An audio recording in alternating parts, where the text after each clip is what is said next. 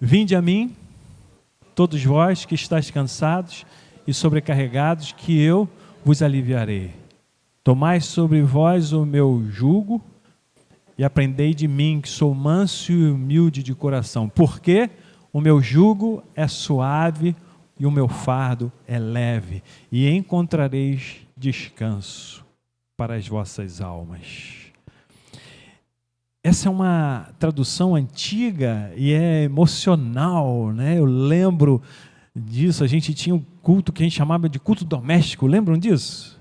Culto doméstico era o culto, talvez as células hoje traduzam, né? O que a gente tinha, era lá quando a família se reunia, em algum momento, normalmente à noite, a gente parava para fazer um culto, fazer uma oração, alguém lia uma porção da Bíblia, a gente cantava. E era assim na nossa casa. E eu lembro que a gente falava, tinha um mote, né? Tinha os versos assim que a gente falava de cor, e esse era um texto muito conhecido, sobretudo em tempos em que a gente via que algumas pessoas estavam mais abatidas e abaladas, a gente usava sempre esse texto, talvez como consolo também. E a gente já se consolou muito com esse texto. Eu falo por mim.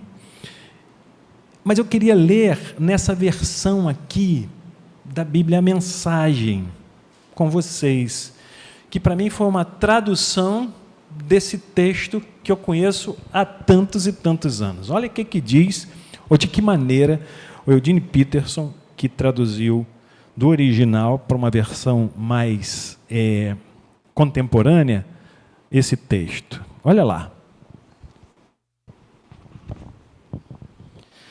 Vocês estão cansados, enfastiados de religião? Venham a mim. Andem comigo e irão recuperar a vida. Vou ensiná-los a ter descanso verdadeiro. Caminhem e trabalhem comigo.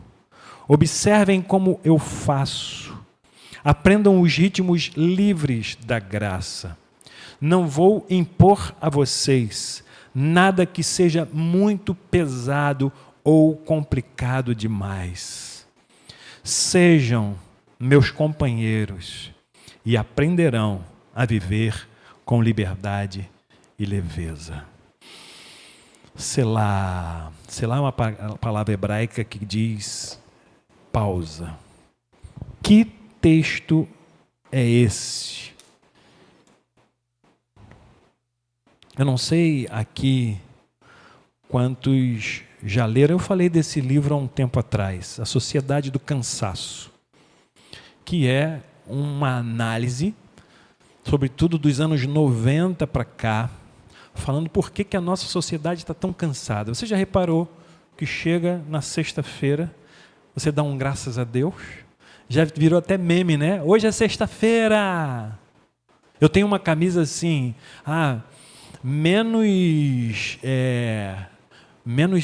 menos segunda, mais sol, mais verão, uma coisa assim, né? Menos segunda. Porque segunda, lembra? Retorno lá. Tem gente que não tem isso, né? Não tem sexta, não tem sábado, não tem domingo, é trabalho de segunda a segunda. A gente conhece algumas pessoas assim, mas a nossa sociedade está marcadamente atravessando essa realidade. Nós vivemos, por assim dizer, uma sociedade que é chamada de sociedade do cansaço. Depois você pode ler esse livro, tá? Com esse título, A Sociedade do Cansaço. E a análise que se faz é que houve uma mudança no paradigma de produção, desde a Revolução Industrial, quando passou-se da subsistência para a produção, e o homem passou a valer por aquilo que ele produzia.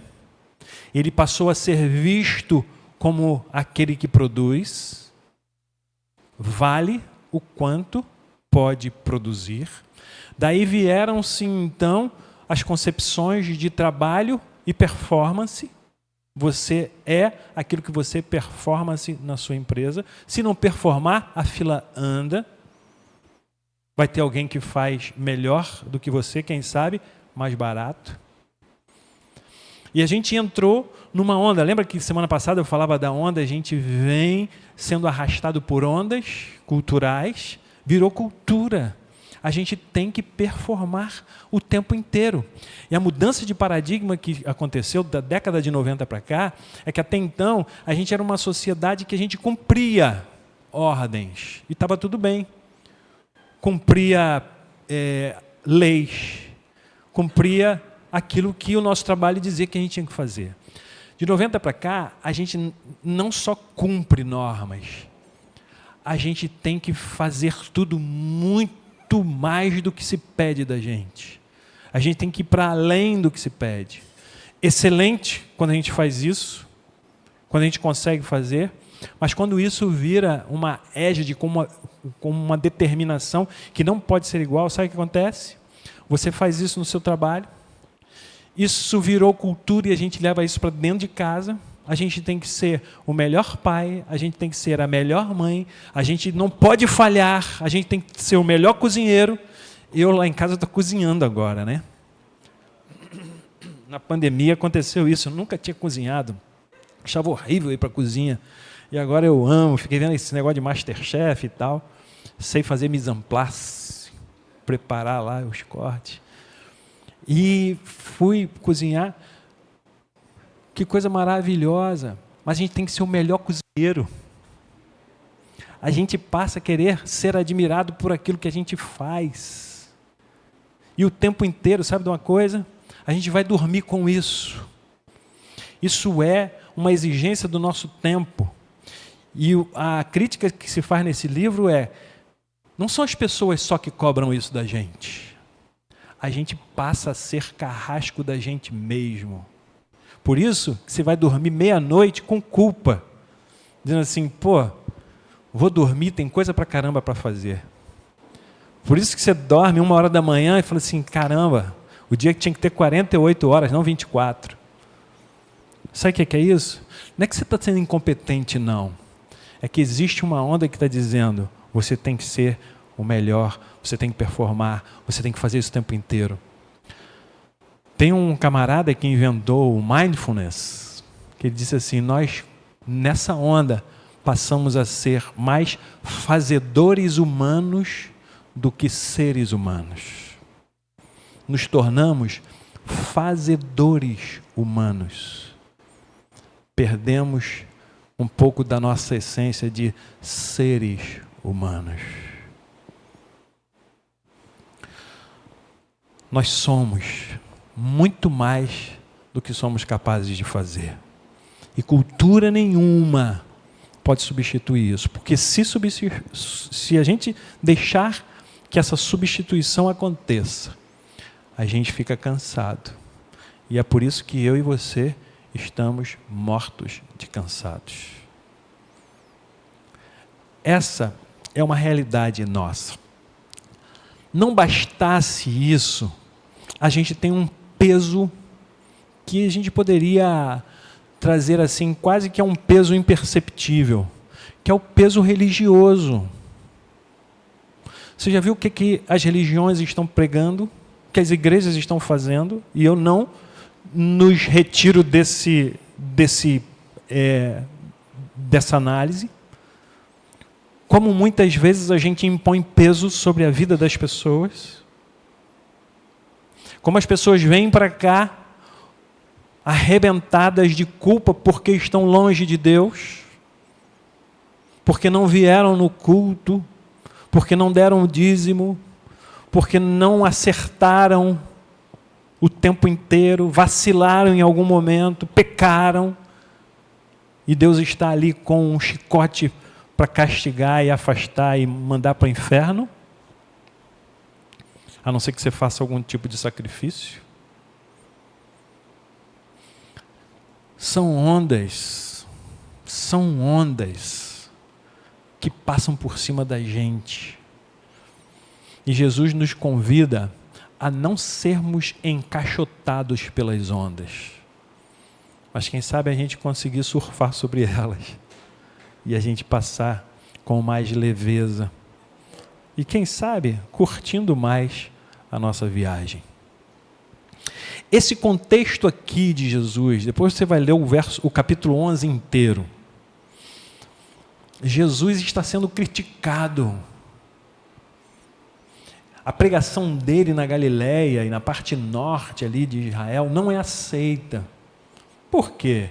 Ele está fazendo coisas muito diferentes daquilo que se esperava que o Messias fizesse, a ponto do próprio João Batista, que foi quem o levou para as águas e teve a confirmação de que ele era de verdade o enviado de Deus. Lembram?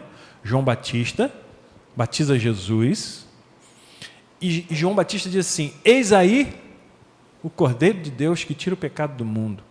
Mais à frente, nesse capítulo 11, João faz uma coisa curiosa. Eu sou macaco velho de igreja, e eu nunca tinha atentado para esse detalhe. João Batista duvida de Jesus. Ué, não veio uma voz do céu dizendo que este é o meu filho amado em quem eu tenho prazer? Muito obrigado. Aquele que trouxer um copo d'água para um dos meus pequeninos não perderá o seu galardão. Foi domingo que vem. Você aprendeu, né? Obrigado.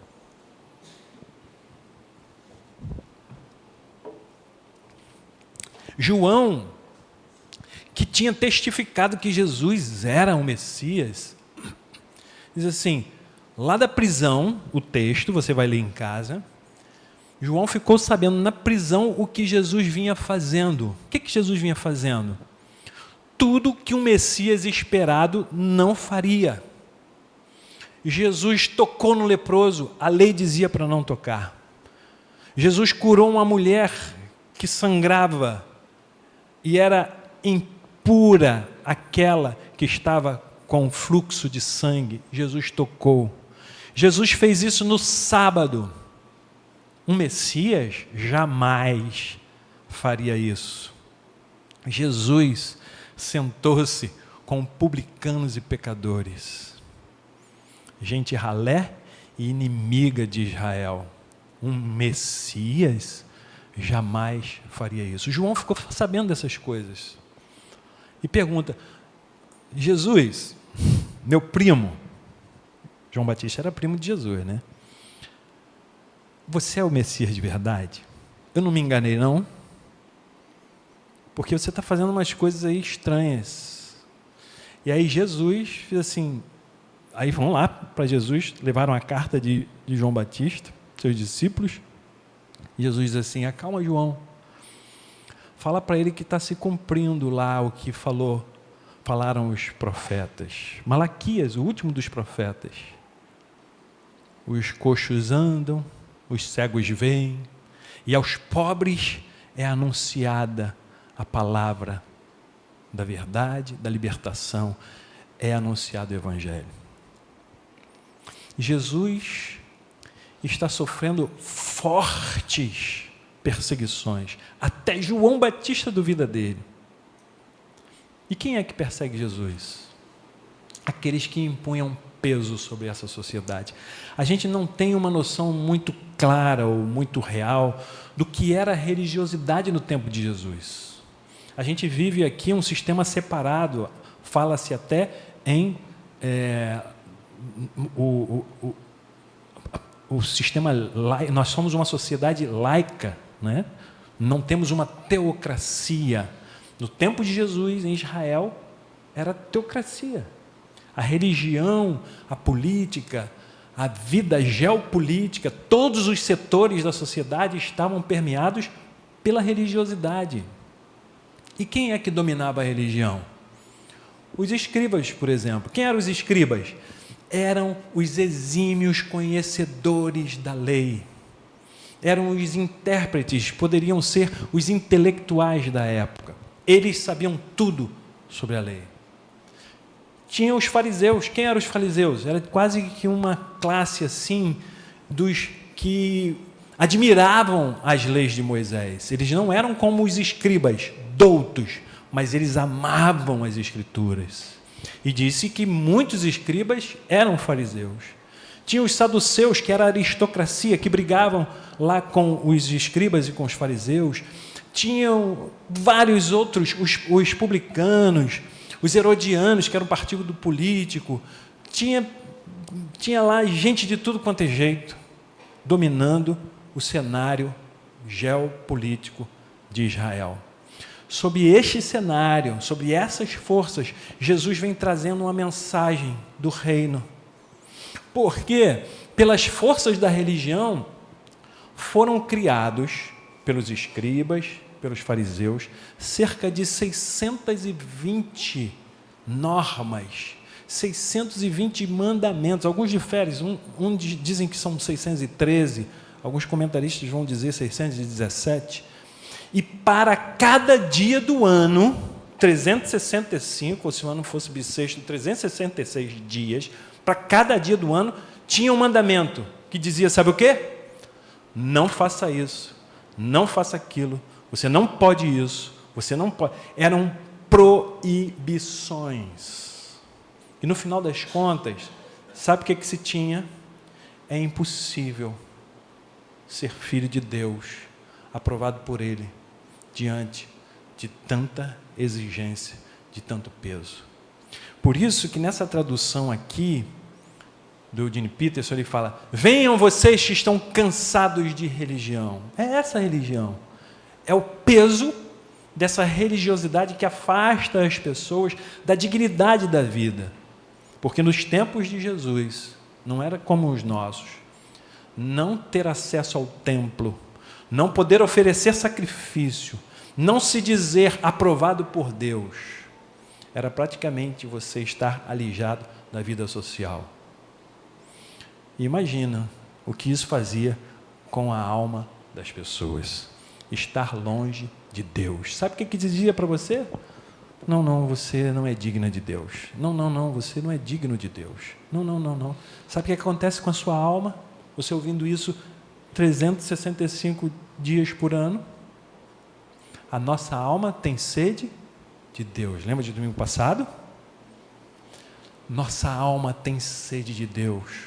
O salmista disse isso. Se a gente não beber de Deus, a gente seca, a gente definha, a gente morre. A gente morre por dentro, porque isso traz para a gente culpa. Quanta culpa! A culpa traz medo. Quanto medo!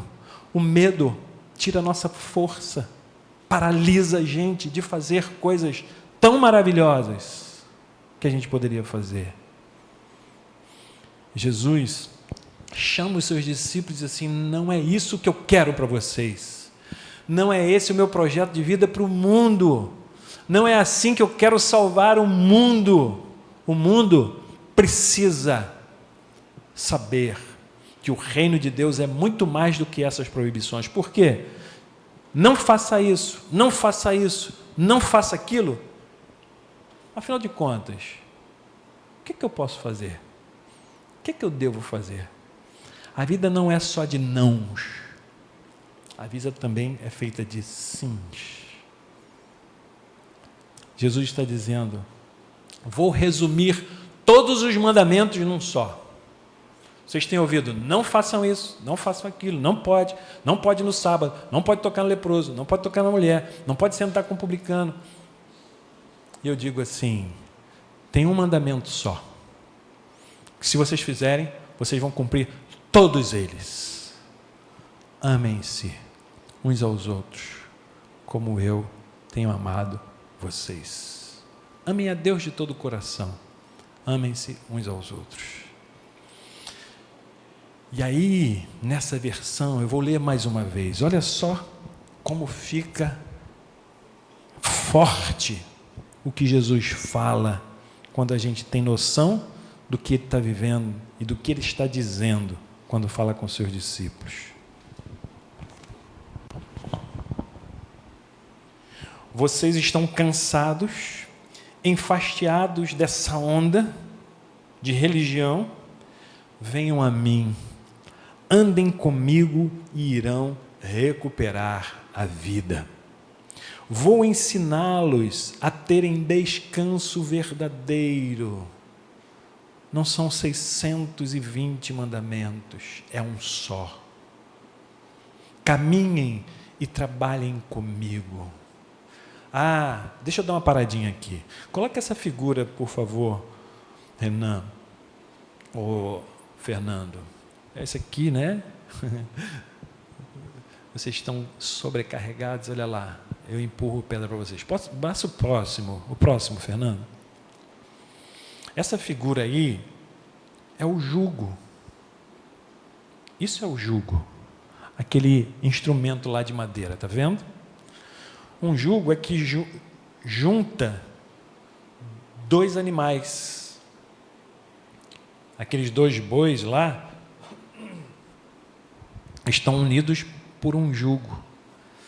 Um fica de um lado e outro fica do outro. Sabe o que Jesus diz? Tomem sobre vocês o meu jugo. Sabe o que ele está dizendo? Está vendo uma argola daquela lá? Um daqueles lugares é meu, o outro é seu. Vem trabalhar comigo. Ou seja, você não vai estar sozinha, você não vai estar sozinho. Tomem sobre vocês o meu jugo, caminhem comigo, porque o meu jugo é suave. Já imaginou? Eu fico imaginando Jesus, eu no jugo com Jesus, o meu pé fica assim no alto, sabe, o pé assim, flutuando, e ele vai carregando.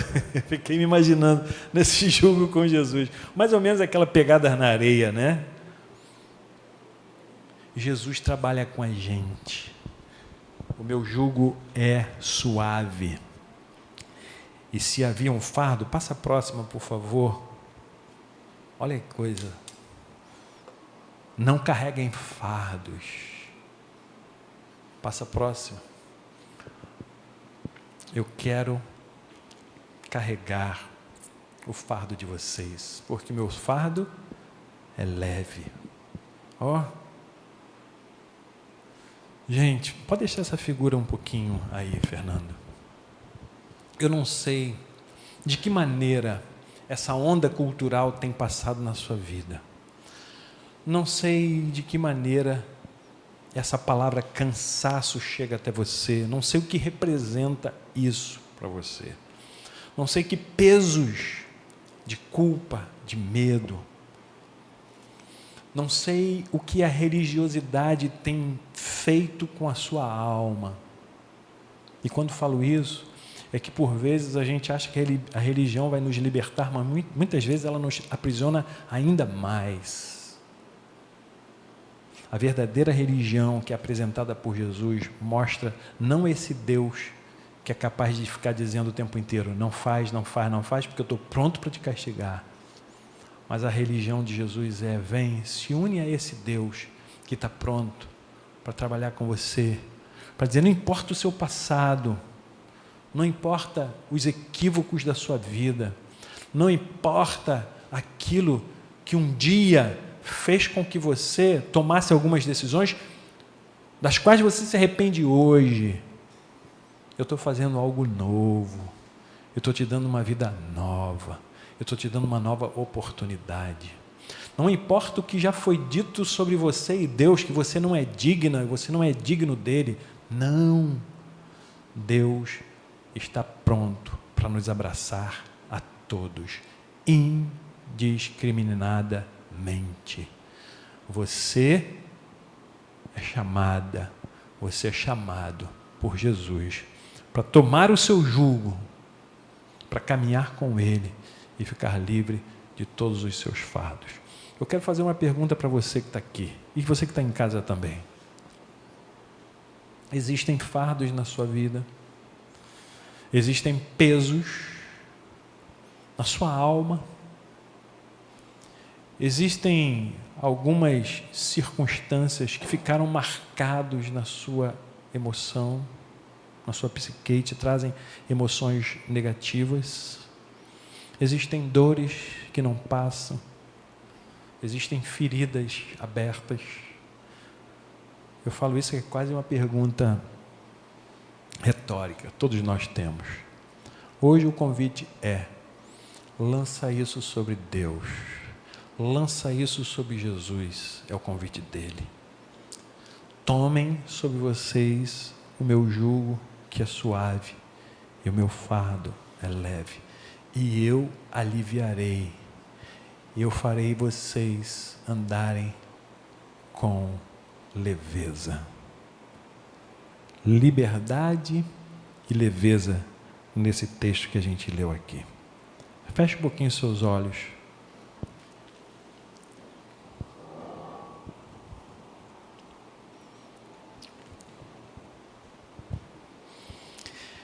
E eu queria te fazer um convite nessa hora. Eu trago pesos na minha alma. De vez em quando me visitam alguns fantasmas.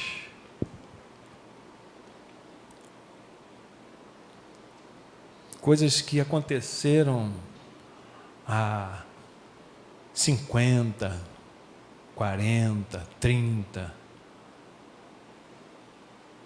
anos atrás. Voltando, coisas que aconteceram essa semana, hoje. Eu trago pesos de escolhas erradas que eu fiz. Eu trago peso de omissões. Trago algumas culpas.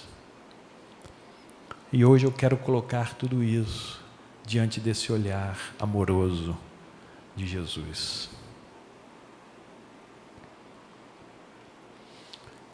Eu trago alguns pesos de tarefas intermináveis.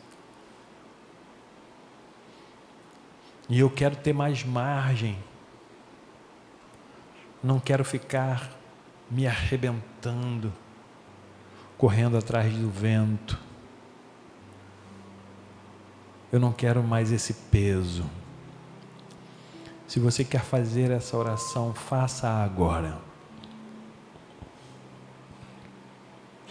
Diz para você mesmo, diz para Deus, por favor, tira de mim os meus pesos, põe sobre mim o teu jugo, me ensina a caminhar nos ritmos leves da graça, da tua graça. Faça uma oração aí onde você estiver nessa hora, onde estiver a sua alma, o seu coração.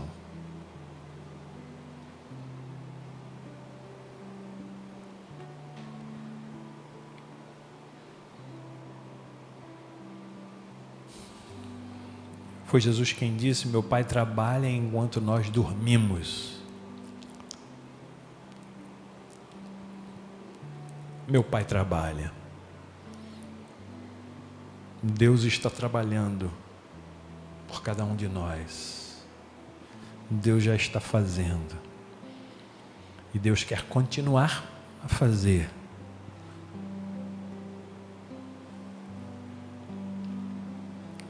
E a gente sentirá Ele fazendo, se a gente tomar o seu jugo, não fizermos sozinhos.